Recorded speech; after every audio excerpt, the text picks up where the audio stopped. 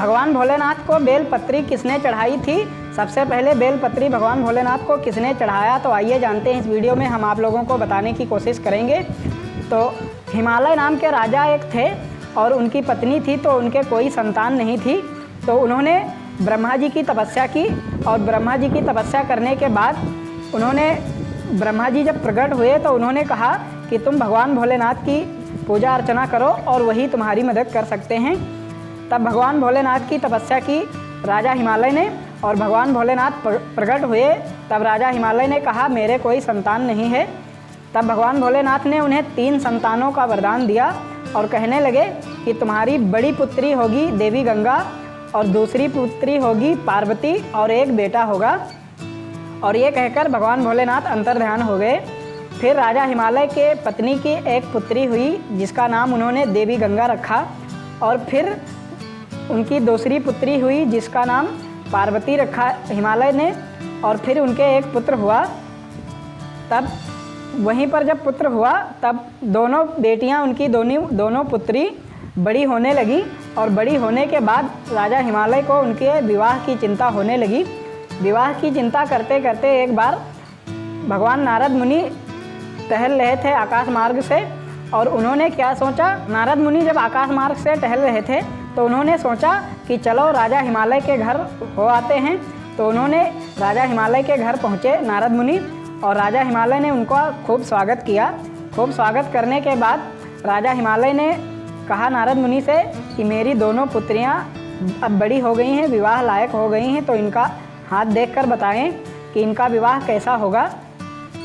तब भगवान नारद मुनि ने कहा राजा हिमालय से कि तुम बड़ी पुत्री गंगा देवी का विवाह करने की चिंता छोड़ दो, और दूसरी पुत्री जो पार्वती है इनकी विवाह के बारे में मैं बताता हूँ। इनका विवाह उससे होगा जो वैरागी होगा, कोई धन दौलत या राजपाट से कोई मतलब नहीं होगा उसका। ये बात कहकर उन्होंने कहा कि इसका विवाह कोई टाल नहीं सकता, और मेरे अनुमान से वही होगा जहाँ पार्वती खुद चाहेगी कि मेरा विवाह हो। ये बात कहकर नारद मुनि वहाँ से चले गए, और जो राजा थे, राजा हिमालय थे, उनकी पत्नी सोच में पड़ गई कि वैरागी के साथ मेरी पुत्री का विवाह होगा और मेरी पुत्री उनके साथ खुश रहेगी या नहीं, सुखी रहेगी या नहीं, ये बात वो सोच रही थी। लेकिन जो माता पार्वती थी तो उनको पूरी बात नहीं बताई थी नारद मुनि ने। तब माता पार्वती ने क्या किया, अपने बाग में टहलने गई और वहीं पर नारद मुनि का ध्यान किया, और नारद मुनि वहीं पर प्रकट हो गए, क्योंकि नारद मुनि को सब कुछ पता था कि ये माता पार्वती हैं और इनका विवाह भगवान भोलेनाथ के साथ होगा। तो जब नारद मुनि वहीं पर प्रकट हो गए तब माता पार्वती ने उनसे पूछा कि अब मुझे अकेले में बताइए, एकांत में बताइए कि मेरा विवाह किससे होगा। तब नारद मुनि ने कहा तुम्हारा विवाह भगवान भोलेनाथ से होगा, और तुम ओम नमः शिवाय का जाप करो।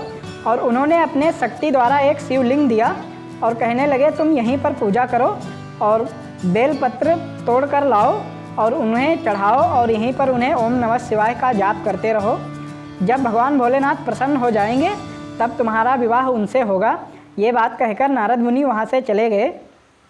तो ये कहानी थी कि सबसे पहले भगवान भोलेनाथ को बेलपत्र किसने चढ़ाया था, तो माता पार्वती ने उन्हें बेलपत्र चढ़ाया था उनसे विवाह करने के लिए।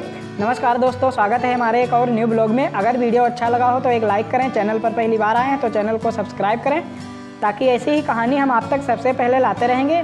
तो ये थी कहानी कि भगवान भोलेनाथ को बेलपत्र किसने चढ़ाया था सबसे पहले।